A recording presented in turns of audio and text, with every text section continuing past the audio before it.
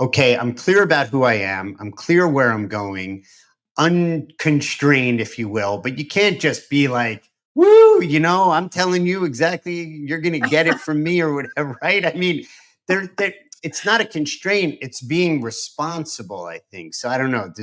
You know where I'm going with that? Does that connect? Absolutely. Yeah. Absolutely. Well, fix your thermostat is really about confidence and building up your confidence. But you're absolutely right. When it comes to authenticity, there is such a thing as TMI, right? There is such Right. a thing as too much information. There is such a thing as being too real and too honest, right? Yeah. So you do have to develop a sense of you can be authentic and still be tactful. You can be Yeah. authentic and still be respectful. You can be authentic and still care about other people's feelings and emotions.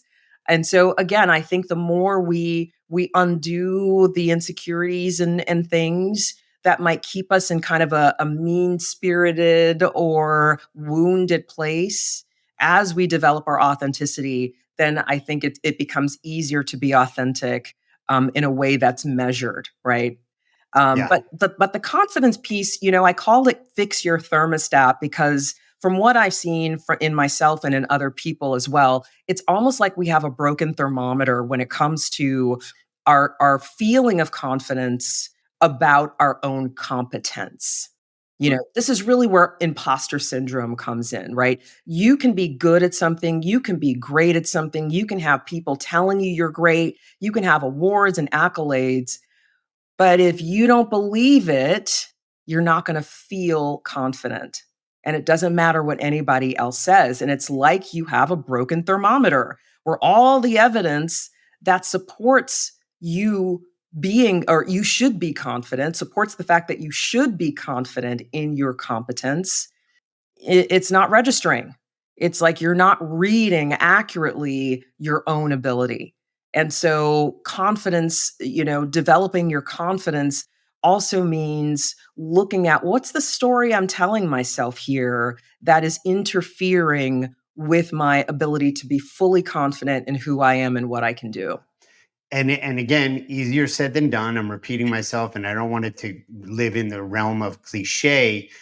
But even those that do feel confident and do intellectually as an academic exercise know that they have it, the imposter or the fraud or the insecurity can still seep in. And that, like your first step, know yourself, show yourself, you have to govern that too. People say in mindfulness training, like, thank you for sharing, put it away. But there is an active, it's not like it's handled, it's ongoingly. Dealing with it because it's going to come up. It's not just like, oh, I got it done. I was in 5 years in my apartment or my house meditating on an idea and really steeping into it. And now you're fit. No, it still comes up, I'm sure. Oh, yeah. Well, we don't arrive at authenticity. We don't arrive at purpose. We don't arrive at confidence.